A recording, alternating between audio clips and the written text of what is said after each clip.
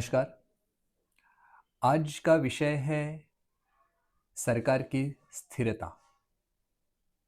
एक स्थिर सरकार, ये जो हमेशा बात होती है, तो उसके ऊपर थोड़ी बातचीत करेंगे। दलमुक्त भारत की क्या दृष्टि है इसमें, ये भी बताएंगे। संविधान क्या कहता है, इसके बारे में भी हम चर्चा करेंगे। तो जैसे हमने होश संभाला, जैसे हम 18 बरस के हो गए और हमने मत देने का अधिकार प्राप्त किया, तब से और तो उससे पहले भी हम जो सुनते आ रहे हैं कि सरकार जो होती है वो स्थिर होनी चाहिए, और इसीलिए हमें बहुमत से किसी पार्टी को बहुमत से जिताना होगा। ये हम बातें सुनते आ रहे हैं और हम देखते आए हैं कि पहले तो कांग्रेस का बोलबाला था, आज बीजेपी का है। लेकिन हम कोशिश करके हम ये कर रहे हैं कि किसी न किसी पार्टी को मेजॉरिटी दे दी जाए, जिससे सरकार में अस्थिरता ना हो, जिससे एक तरीके से जीवन में भी एक स्थैर्य आ जाए, अलग अलग विकास कार्यों में एक रुकावट ना आ जाए। और इसीलिए सरकार बिल्कुल स्थिर होनी चाहिए, स्टेबल होनी चाहिए। इसके बारे में हम आग्रह धरते हैं। तो इसमें बहुत सारी बातों को हमें ठीक तरह से समझना होगा, क्योंकि इस विचार में कहीं ना कहीं हमने गड़बड़ी भी की है, और इसको ही समझने के लिए ये वीडियो है। तो हम पहले तो ये देखेंगे कि क्या होती है सरकार। कि जैसा कि आप यहाँ देख रहे हो, सबसे पहले तो सबसे ऊपर हम भारत के लोग होते हैं, और उन भारत के लोगों ने ही तो संविधान बनाया है, जिससे बलबूते पर इस देश की पूरी व्यवस्था चलनी चाहिए। और इस व्यवस्था का हेड हमने राष्ट्रपति को बनाया। अभी राष्ट्रपति के हाथ में हमने 3 व्यवस्थाएं दी। एक है जिसको हम कहते हैं विधान तंत्र, लेजिस्लेटिव। दूसरा है जिसको हम कहते हैं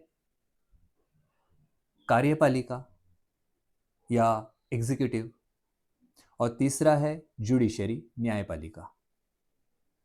तो जब चुनाव होता है तब हम अपने प्रतिनिधियों को चुनते हैं। कहाँ से? कुछ उम्मीदवारों से। ये उम्मीदवार किसके होने चाहिए?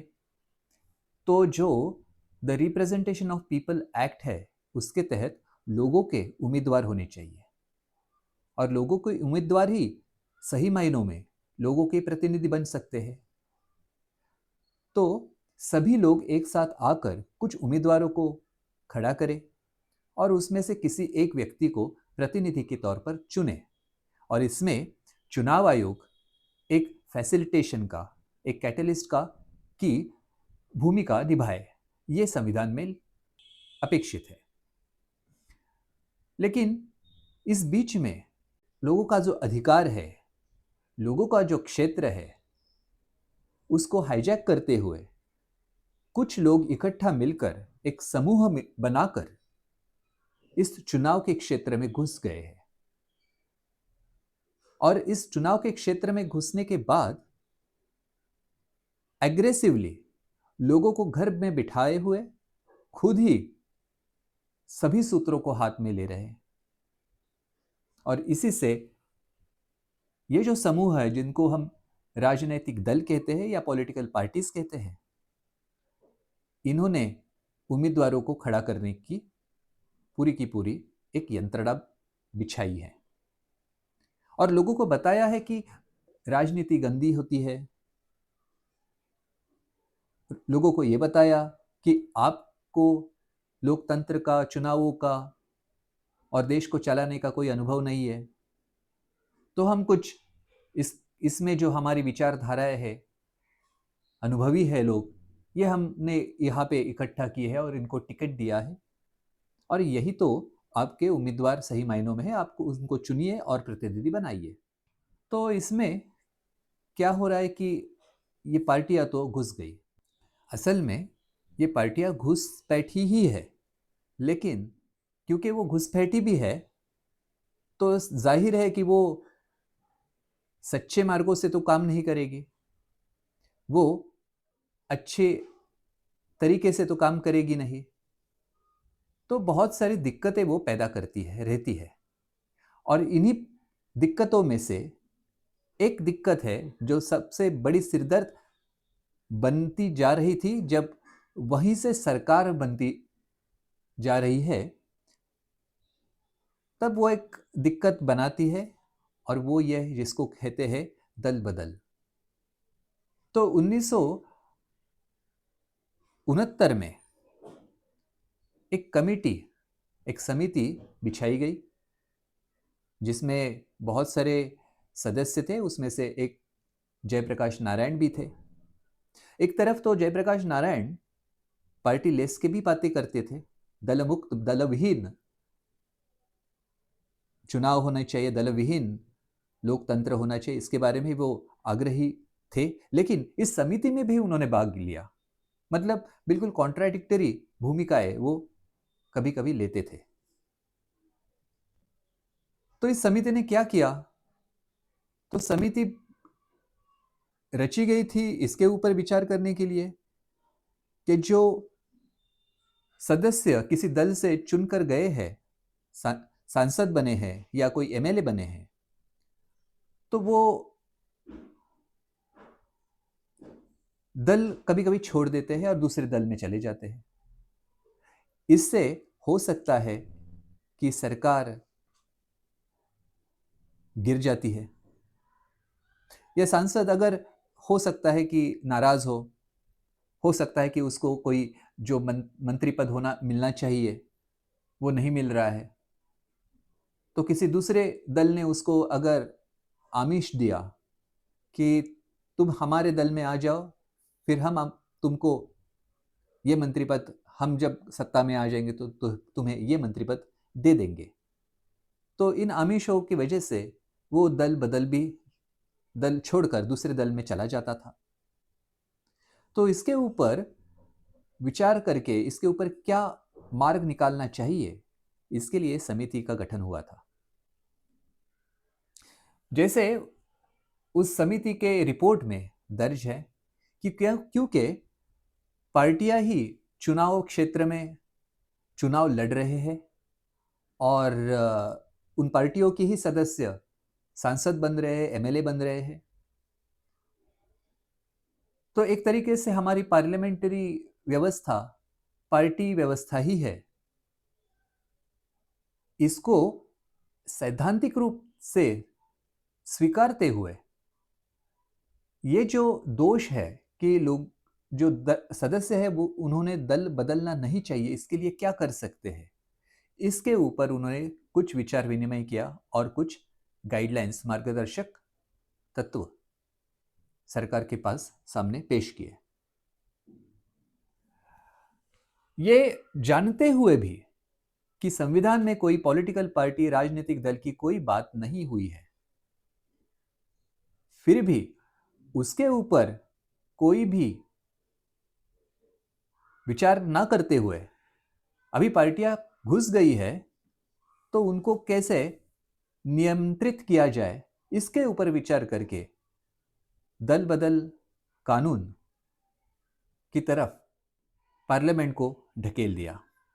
उस निर्णय को लेने के लिए पार्लियामेंट को एक तरह से मजबूर भी कर दिया या मार्गदर्शन भी दे दिया। और उसके बाद एंटी डिफेक्शन लॉ तैयार हुआ 1985 में, और उसका परिणाम संविधान में भी अलग अलग जगह कर दिया गया।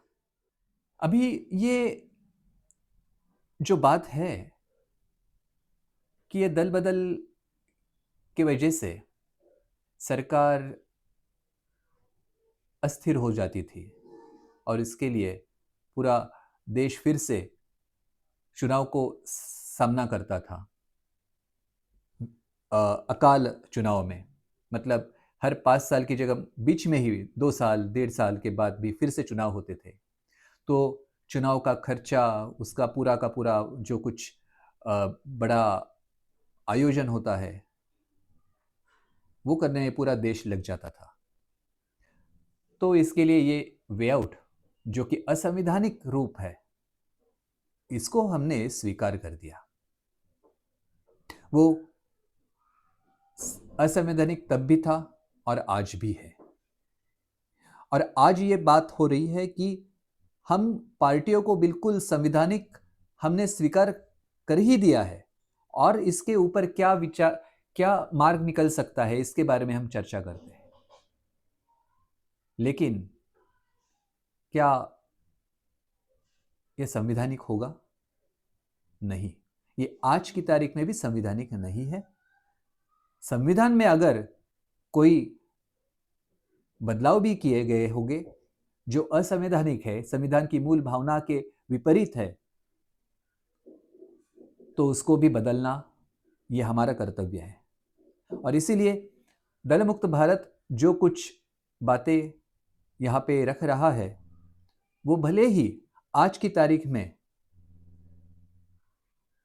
जो प्रचलित है उसके विपरीत दिखाई दे, लेकिन उसको करना चाहिए क्योंकि वो संविधान की मूल भावना के तहत है। और इसीलिए हम ये जो बातें अभी रख रहे हैं उसको समझना जरूरी है। देखिए, सबसे पहली बात यह है कि सरकार क्या होती है।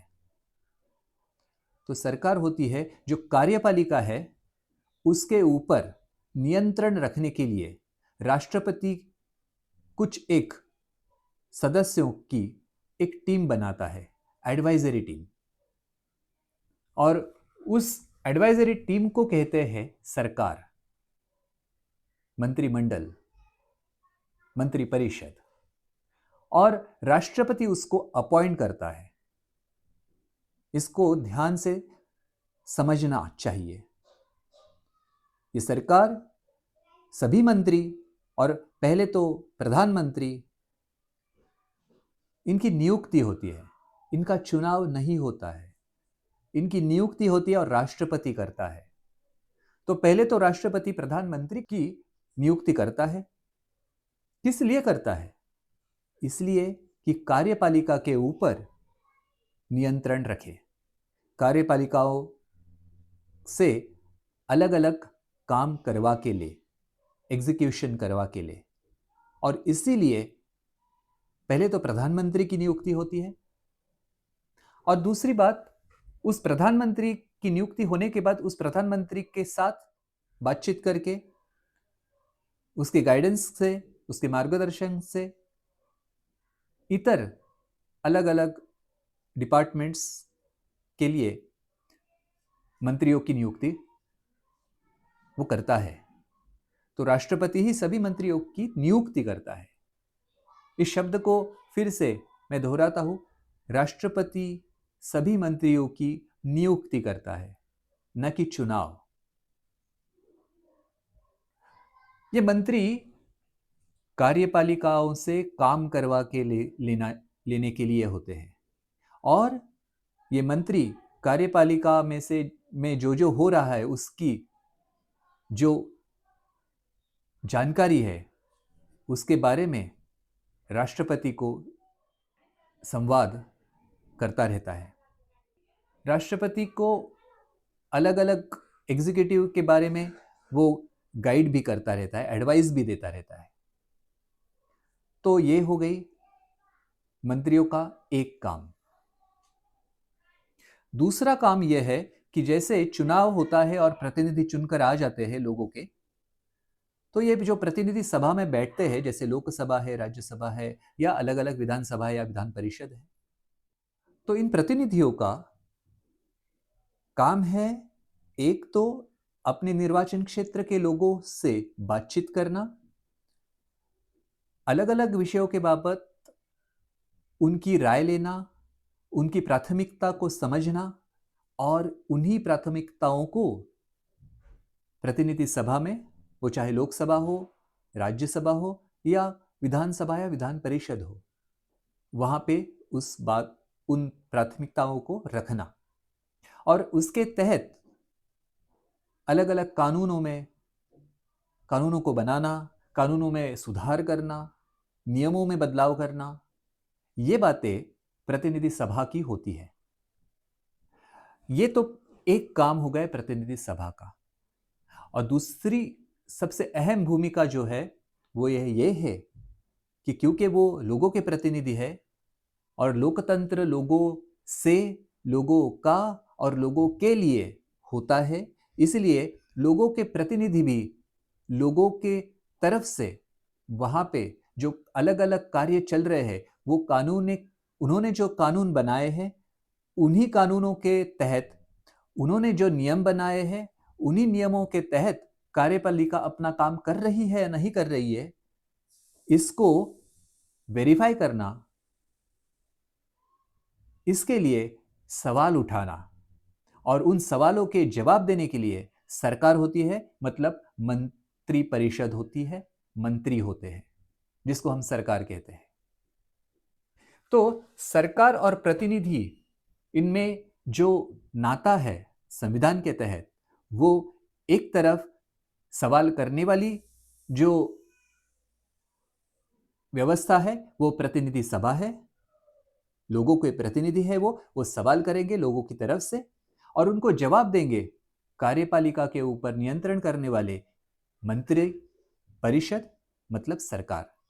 तो ये प्रतिनिधि और सरकार के बीच में नाता होना चाहिए। अभी और एक बात मैं यहां कहना चाहता हूं कि अगर हम संविधान की आर्टिकल 75 को देखें तो उसमें एक बात साफ लिखी है कि राष्ट्रपति मंत्रियों की नियुक्ति करता है और वो मंत्री तब तक मंत्री रह सकते हैं जब तक राष्ट्रपति चाहता है। राष्ट्रपति की जब तक मर्जी हो वो मंत्री बने रह सकते हैं। लेकिन इसी के बाद और एक बात होती है उसी आर्टिकल में कि एक बार मंत्री की नियुक्ति हो जाती है तो उस मंत्री को 6 महीने के अंदर राज्यसभा, लोकसभा या विधानसभा का सदस्यत्व प्राप्त करना चाहिए। लेकिन अगर कोई मंत्री 6 महीने के अंदर एमपी या एमएलए नहीं बनता है तो उसका मंत्री पद चला जाएगा, यह प्रावधान है। लेकिन यह ऐसा कोई मुश्किल नहीं है राष्ट्रपति के सामने कि वो उसी को फिर से मंत्री के तौर पर नियुक्त न कर सके। तो हो सकता है कि राष्ट्रपति, अगर उसकी उसी के ऊपर मर्जी है तो वह उसको हर 6 महीने के बाद उसको रीअपॉइंट भी कर सकता है, या अगर उसकी इच्छा हो तो 6 महीने के बाद वो किसी दूसरे को भी मंत्री के तौर पर नियुक्ति कर सकता है। लेकिन इस बात को इसीलिए समझना जरूरी है कि जब तक राष्ट्रपति की मर्जी है तब तक वो मंत्री, प्रधानमंत्री हो या कोई भी मंत्री हो, वो अपना मंत्री पद कायम रख सकता है। इसका मतलब यह है कि इन मंत्रियों का संबंध राष्ट्रपति से है और राष्ट्रपति जब तक चाहता है तब तक ये मंत्री बन सकते हैं, रह सकते हैं, और यही मंत्री सरकार होती है। तो इसका मतलब चुनाव का संबंध इन सरकार से या मंत्रियों की स्थिरता अस्थिरता से कुछ भी नहीं है। भले ही 5 साल के बाद फिर से लोकसभा या विधानसभा की चुनाव आ जाते हैं तो फिर से सभा, विधानसभा और लोकसभा बर्खास्त होकर फिर से चुनाव होने के बाद फिर से नई प्रतिनिधि सभा बनेगी, लेकिन उसका संबंध सरकार से कुछ नहीं है। सरकार वैसे की वैसे स्थिर रहेगी अपना काम करती रहेगी और कार्यपालिका भी अपना काम करती रहेगी और उसके ऊपर नियंत्रण सरकार रखती रहेगी। तो हम तो देखते हैं कि प्रतिनिधि सभा, लोकसभा हो या विधानसभा हो, इनका कार्यकाल जैसे 5 साल का खत्म हो जाता है तो फिर से चुनाव हो जाता है और फिर से नई सरकार बनती है। इसका कोई प्रावधान संविधान में नहीं है, उसका कोई संबंध ही नहीं है। एक तो बात है यह है कि प्रतिनिधि, लोगों ने अपने प्रतिनिधि का काम करने के लिए उनको चुना है, प्रतिनिधि बनाया है कि वो जाए और कानून बनाए, कानूनों में सुधार करे और सरकार से सवाल करे। अभी ये प्रतिनिधि ही अगर सरकार में जाने की कोशिश करते हैं और सरकार बनाते हैं, सरकार का हिस्सा हो जाते हैं, तो लोगों के सवाल कौन पूछेगा सरकार से? सवाल करने के लिए तो वहां गए हो ना, कानून बनाने के लिए आप वहां गए हो ना, तो कानून कौन बनाएगा?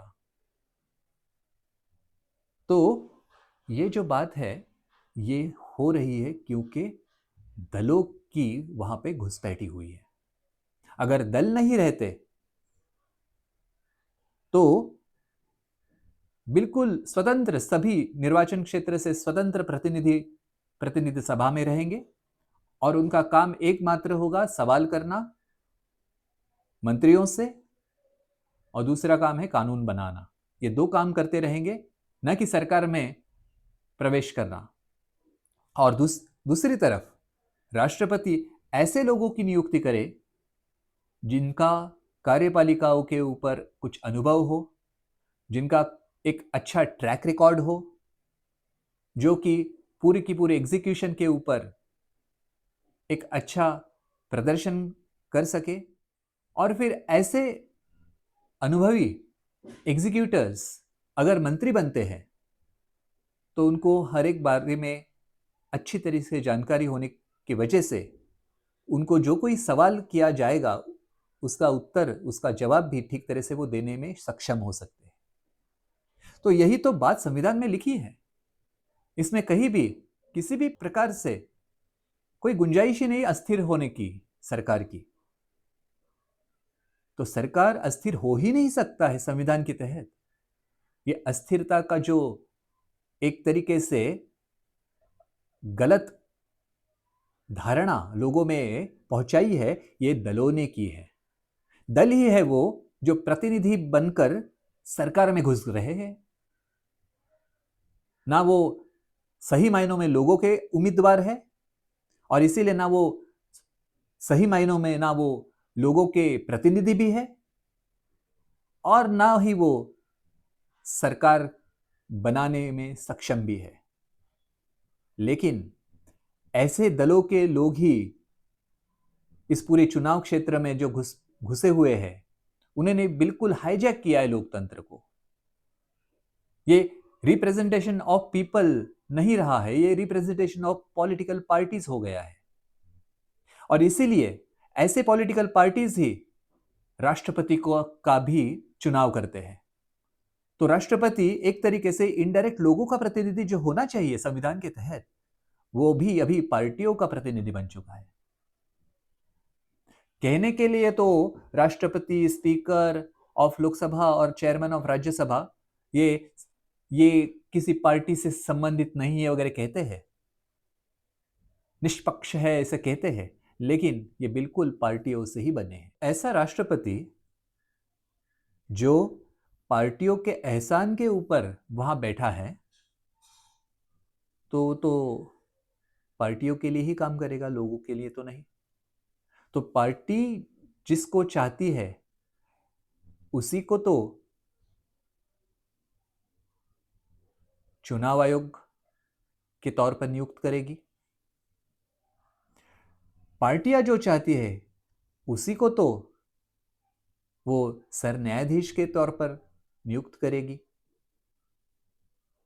इसका मतलब जुडिशरी भी और चुनाव आयोग भी एक तरीके से दलतंत्र का ही हिस्सा बन जाते हैं। और फिर जब इसके ऊपर अगर दल बदल का कानून सरकार को इस तरीके से सिक्योर कर देता है, तो इसमें फायदा तो दलों का ही हो रहा है। इसमें कोई संवैधानिक विचार नहीं है, इसमें कोई लोगों का हित नहीं है। एक चोरों के लिए, घुसपैठियों के लिए सुरक्षा दी गई है। यह क्या लोकतांत्रिक विचार है इस एंटी डिफेक्शन लॉ में? कहां पे लोगों के लिए, लोगों के हित के लिए यह कानून बना है? यह संविधान में जो सुधार हुआ है 1985 का 52वां अमेंडमेंट, इसमें कहां पे लोगों के हित के बारे में चर्चा है? किस तरीके से यहां पे कोई लोगों का हित के बारे में यहां पे कुछ विचार हुआ है ऐसे दिखता है? ये सब पार्टियों के बारे में है। और पार्टी मूल संविधान में उसकी बात भी नहीं है और हो भी नहीं सकती है, क्योंकि संविधान एक तो व्यक्ति की गरिमा और सर्वजन, सभी लोगों की इंटेग्रिटी, नेशन की इंटेग्रिटी के बारे में बात करता है, न कि किसी स्पेसिफिक कुछ विशिष्ट लोगों का समूह के लिए है। यह सार्वजनिक है, सामूहिक नहीं। वैयक्तिक और सार्वजनिक, इन दो बातों के लिए संविधान बात करता है। किसी समूह को रेस्ट्रिक्ट करना यह बिल्कुल संविधान के मूल भावना के विपरीत हो जाता है। और फिर समूह, अलग अलग समूह अलग अलग तरीके से देश को बांट रहे हैं, बांटा है, लोग बटे हैं इन समूहों की वजह से। तो हमें जो बताया गया है कि अगर दल नहीं रहेंगे तो सरकारें अस्थिर हो जाती है, हो सकती है, तो ये बिल्कुल गलतफहमी है, ये बिल्कुल झूठ है और ये असंवैधानिक है। संविधान के तहत जिस तरीके से संविधान में सरकार बनाने के लिए मार्गदर्शन है, उसमें सरकार अस्थिर बन ही नहीं सकती है। और एक बात यहां पे मैं रखना चाहता हूं कि जब चुनाव आते हैं, ये दल अपना मैनिफेस्टो लेके आते हैं अपनी विचारधाराओं के तहत। मतलब यहां पे फिर से यही बात को देखना होगा कि क्या यह है, समूहों की विचारधारा से क्या संबंध है लोगों का? चुनाव तो लोगों के लिए होना चाहिए, लोगों के विचार क्या है वो होने चाहिए, समूह की विचारधारा का क्या संबंध है? और दूसरी बात है ये है कि 5 साल के लिए कुछ एक ही विचार के ऊपर चलेगा 5 साल? मैनिफेस्टो किस लिए चाहिए? हम प्रतिनिधि बन को चुनेंगे और प्रतिनिधि से लगातार संवाद करेंगे और अलग अलग सिचुएशंस में, अलग अलग प्रसंग में जो सही बैठता है उस हिसाब से हमारे कानून, हमारी प्राथमिकताएं हम तय करते रहेंगे। यही तो होता है जीवंत लोकतंत्र। तो संविधान के तहत लोगों के विचार से, लोगों की प्राथमिकता अलग अलग समय में जो जो होती रहेगी, उस हिसाब से कानूनों में बदलाव, कानून बनाने, इसके लिए प्रतिनिधि वहां पे लोगों की बात रखने के लिए है ना। ये तो ऐसी तो कोई बात नहीं है ना कि एक आप प्रोडक्ट ले लेंगे और एक बार लेने से पहले आप उसको ठीक तरह से देख लीजिए।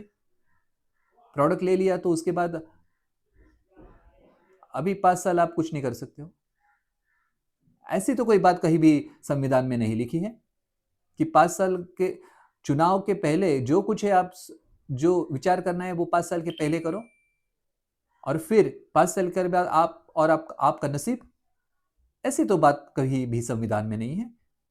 लेकिन ये बातें दलों ने लोगों के दिमाग में घुसाई है। वो खुद घुसे हैं इस चुनाव क्षेत्र में और लोगों को गलत गलत बातों को दिमाग में घुसाने का काम भी किया है। और इसीलिए शिक्षा ही एकमात्र एक औजार है जिससे इस गलतफहमियों से हम बाहर आ सकते हैं। देखिए, हर मोहल्ले में, हर निर्वाचन क्षेत्र में इन दलों के कार्यालय होते हैं। इस लोकतंत्र में इन दलों के कार्यालय है, लेकिन इस लोकतंत्र में किसी भी निर्वाचन क्षेत्र में लोगों की सभाएं नहीं है जहां लोग इकट्ठा होकर कुछ विचार विनिमय करें, चर्चाएं करें, अलग अलग बातों के ऊपर अपना विचार रखे, अपने प्रतिनिधियों से संवाद करे। ऐसे एक भी निर्वाचन क्षेत्र में कोई जगह नहीं है। ये कौन सा लोकतंत्र हमने बनाया है? और इसीलिए दलमुक्त भारत ये भी प्रपोज करता है कि हर निर्वाचन क्षेत्र में लोगों की सभा होगी, जिसको हम मतदाता सभा कहते हैं। जिस मतदाता सभा में मतदाताओं को हर महीने जो चुनकर गया प्रतिनिधि है वो वहां मिलने के लिए आए, पूरा दिन, पूरे 2 दिन 3 दिन वहां रहे और लोगों से संवाद करें, अलग अलग विषयों के ऊपर लोगों की प्राथमिकताएं क्या है उसको समझे और उन्हीं बातों को लेकर प्रतिनिधि सभाओं में जाए, लोकसभा में जाए, विधानसभा में जाए और वहां उन्हीं बातों को रखे। उस प्रतिनिधि को लोगों ने उस प्रतिनिधि को अपनी मन की बात रखने के लिए उस लोकसभा या विधानसभा में सभा में नहीं भेजा है। उसको लोगों का जो मत है उसको रखने के लिए वहां भेजा है। वो प्रतिनिधि मात्र है, वो कोई लोगों का नेता नहीं है। राजतंत्र में होता है नेता राजा, लेकिन लोकतंत्र में तो लोग ही नेता होते हैं। ये तो सिर्फ प्रतिनिधि है, प्रतिनिधि का ही काम करना है, लेकिन उसको इन दलों ने नेता के स्वरूप में एक तरीके से प्रेजेंट किया गया है। लोग तो समझते कि तू ही नेता, तू ही दाता, तू ही सब कुछ करता करविता, हमारा पूरा का पूरा जो कुछ है वो आप ही के हाथ में है। इस तरीके से इन दलों के तरफ लोगों को देखना चाहिए। ये हमारे लोगों के दिमाग में डाला है, किसने डाला है? इन दलों ने डाला है। ये बिल्कुल अलोकतांत्रिक है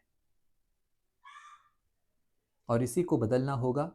और इसीलिए दलमुक्त भारत लोगों तक ये बात रखने के लिए अपना संगठन बना रहा है और ये बिल्कुल बहुत जल्दी वास्तविक लोकतंत्र को वास्तव में लेके आएंगे हम, ये हमें विश्वास है। धन्यवाद। आगे इसी वीडियो का परिशिष्ट है, देखते रहिए। नमस्ते। सरकार का स्थैर्य, स्थिर सरकार, इस विषय के बारे में हमने जो वीडियो बनाया था उसी वीडियो का एक भाग एज अ सप्लीमेंट भाग कह सकते हैं ये वीडियो है। तो एक तो बात हमने जो कही थी कि एंटी डिफेक्शन जो दल बदल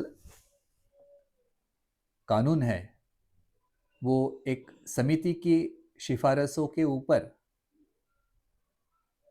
बनाया हुआ कानून है। उन समितियों के जो सदस्य थे वो खुद ही पार्टियों के लोग थे। अभी जाहिर है कि कोई भी पार्टी का व्यक्ति क्या पार्टी के खिलाफ कोई विचार भी कर सकता है?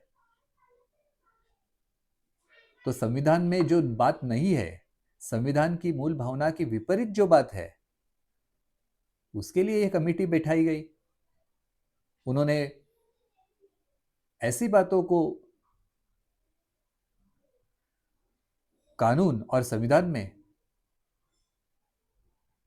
उसका अंतर्भाव कर दिया और बिल्कुल अलोकतांत्रिक अमेंडमेंट हो चुकी है। आज भी उसको क्वेश्चन करना होगा और जो असंवैधानिक बात है, संविधान की मूल भावना के विपरीत है, उन बातों को हमें निकाल बाहर फेंकना होगा। तो ये तो एक बात है। दूसरी बात यह है कि हमने कहा कि राष्ट्रपति मंत्रियों की नियुक्ति करता है, नियुक्ति, चुनाव नहीं, नियुक्ति करता है। और ये मंत्री किस लिए होते हैं? देखिए, हम उस चार्ट को फिर से देखते हैं। विधान तंत्र होता है, कार्यपालिका होती है और न्यायतंत्र होता है। तो वैसे तो विधान तंत्र होता है, लेकिन विधान तंत्र और राष्ट्रपति के बीच में एक लिंक होती है और उसको कहते हैं, राज्यसभा से जो लिंक है वो उसको कहते हैं chairman of Rajya Sabha, vice president होता है वो, उपराष्ट्रपति। लोकसभा और राष्ट्रपति के बीच में एक लिंक होती है जिसको हम कहते हैं स्पीकर ऑफ लोकसभा। वैसे ही कार्यपालिका और राष्ट्रपति के बीच में जो लिंक होती है एग्जीक्यूटिव की, वो होता है मंत्रिमंडल। तो ये सभी एडवाइजरी है राष्ट्रपति के लिए। लेजिस्लेटिव के बारे में एडवाइजरी होते हैं chairman of Rajya Sabha, vice president, और लोकसभा का स्पीकर। राष्ट्रपति को एग्जीक्यूटिव के बारे में जो एडवाइस करता है वो होता है मंत्रिमंडल, और उसमें प्रधान होता है प्रधानमंत्री। तो इस बात को बिल्कुल क्लियर समझना चाहिए कि मंत्रिमंडल एग्जीक्यूटिव का भाग है, लेजिस्लेटिव का नहीं। और इसीलिए लेजिस्लेटिव जो होता है उसमें भी जो लोकसभा और राज्यसभा दो हाउसेस है, उसमें भी जो राज्यसभा है उसका कभी भी विघटन नहीं होता है, वो स्थायी होती है। विघटन तो सिर्फ और सिर्फ लोकसभा की होती है और 5 साल के बाद होती है। लेकिन ये दोनों विधान तंत्र का भाग है और मंत्रिमंडल तो एग्जीक्यूटिव का भाग है। उसका तो विघटन का कोई सवाल ही नहीं है। पूरा संविधान में आप ढूंढ लीजिए, कहीं भी मंत्रिमंडल का डिसोल्यूशन कभी नहीं होता है। वो बात ही नहीं है, वो कंसेप्ट ही नहीं है। तो इसी तरीके से सरकार गिर ही नहीं सकती है। सरकार एक स्थिर व्यवस्था है और ये दल तंत्रों ने हमें ये गलत विश्वास दिलाया है कि प्रतिनिधि सभा मतलब लोकसभा का विघटन होता है तब सरकार भी गिर जाती है। देखिए, जब राष्ट्रपति अगर स्वतंत्र प्रतिनिधियों से चुना गया हो तो स्वतंत्र रूप से सभी निर्णय भी ले सकता है, ये नियुक्तियां भी कर सकता है। लेकिन जब राष्ट्रपति ही दलों की मेहरबानी से वहां पद पर बैठा है तो दल जो कहता है वही उसको करना पड़ता है। ऐसा कोई प्रावधान नहीं है किसी दलों को राष्ट्रपति के पास जाकर हम सरकार बनाने का दावा करते हैं, इस बात की कोई व्यवस्था ही नहीं है पूरे संविधान में। यह बिल्कुल असंवैधानिक चल रहा है और बिल्कुल संविधान की मूल भावना के विपरीत हो रहा है। एक तो अज्ञान और दूसरी उदासीनता। यही कारण है कि संविधान के तहत लोकतंत्र जो चलना चाहिए वो हमारे देश में नहीं चल रहा है। नहीं तो संविधान में तो कोई गड़बड़ नहीं है, दिखाई नहीं देती है। तो इससे ये क्लियर है कि पूरे यूनियन में अगर कोई अस्थाई है, अस्थिर है, तो वो सिर्फ और सिर्फ लोकसभा है और वो हर 5 साल के बाद चुनाव में जाने के लिए है। बाकी सभी न्यायपालिका हो, कार्यपालिका हो, राज्यसभा हो, ये बिल्कुल स्थायी है। इसका कोई डिसोल्यूशन की बात ही नहीं हो रही है। दूसरी बात, ये जो समिति का गठन हुआ था दल बदल के मामले में, एक तो वो सभी सदस्य किसी न किसी दल से जुड़े हुए हैं, लेकिन उन्होंने जो एक गाइडलाइन दी और उस वजह से आर्टिकल 75 में ये जो बात लिखी है कि मंत्रिपरिषद जो होगा वो लोकसभा में जो जितने सदस्य है उसके 15% से ज्यादा नहीं होंगे। ये जो बात लिखी है उसके बारे में कुछ बात यहां रखना चाहता हूं। एक तो बात, ये 15% का जो मुद्दा है उसका कोई संबंध लोकतंत्र से नहीं है। ना वो लोगों के हित के लिए है, ना वो लोगों के लिए है, कोई संबंध ही नहीं है। इसका संबंध सिर्फ और सिर्फ दलों से बनी हुई सरकार कि स्थिरता के लिए है। देखिए, जब ये 15% की कंडीशन नहीं थी, तब जो सांसद बनते थे उसी दल से जिससे सरकार बन रही थी, तो वो एक दबाव डालते थे प्रधानमंत्री के ऊपर या दलों के ऊपर कि उनको भी मंत्री पद मिलना चाहिए, उनको भी वो स्पेसिफिक पोर्टफोलियो मिलना चाहिए, नहीं तो वो एक तरीके से धमकी भी दे देते थे कि मैं दूसरे दल में जाऊंगा और दूसरी दल की सत्ता बनाने में कोशिश करूंगा और वहां मुझे वो पद मिल जाएगा, उन्होंने मुझे ऑफर भी किया है, अगर ऐसी बात हो जाती है तो इसीलिए इस कमिटी में यह भी निर्णय लिया कि 15% कैप हो जाएगा मंत्रियों की संख्या के ऊपर। इससे यह फायदा भी होता है कि बाकी लोगों को चुप बैठाया जा सकता है और फिर जो इंपॉर्टेंट पोर्टफोलियोज होते हैं वो कुछ गिने चुने हुए 3-4 मंत्री ही अपने पास रख लेते हैं। लेकिन इसमें भी ये जो आर्टिकल है 75 में जो 15% की बात करता है, वहां ऐसी कोई बात नहीं लिखी है कि ये मंत्री लोकसभा से आने चाहिए या राज्यसभा से आने चाहिए। प्रावधान सिर्फ यही है कि राष्ट्रपति उतने ही मंत्रियों की नियुक्ति करे जो लोकसभा के सदस्यों की संख्या के 15% है, और वो लोकसभा से एक भी सांसद अगर नहीं उसने नियुक्त किया तो भी कोई प्रॉब्लम नहीं है। हां, लेकिन अगर राष्ट्रपति मंत्रियों की नियुक्ति करता है और उनकी संख्या लोकसभा के सदस्यों से 15% ज्यादा हो जाती है और सभी के सभी सांसद होते हैं, तो वो गड़बड़ हो सकती है। इसीलिए 15% का जो नियम है वो उसके लिए लागू हो सकता है। लेकिन राष्ट्रपति को कोई अनिवार्यता नहीं है कि उसको लोकसभा या राज्यसभा से सदस्यों को लेना है। असल में प्रतिनिधि सभा से राष्ट्रपति ने एक भी व्यक्ति को लेना नहीं चाहिए, क्योंकि लोगों ने जिसके ऊपर भरोसा रखा है, ऐसा जो उनकी उम्मीदों के ऊपर खड़ा होने वाला व्यक्ति है, जिसको उन्होंने बहुमत से प्रतिनिधि बनाया है, वो इसीलिए है कि वो उनका प्रतिनिधित्व करे, उनके सवालों को वहां पे रखे, लोगों से वो संवाद करते रहे, मंत्रियों को सवाल करे और उन सवालों के जवाब पाकर उसके बारे में जानकारी अपने लोगों को दे दे। ये काम प्रतिनिधियों का जो है, और प्रतिनिधियों ने उसकी एक तरीके से शपथ ली है, तो उसको वो छोड़ देता है, वो मंत्री बन जाता है।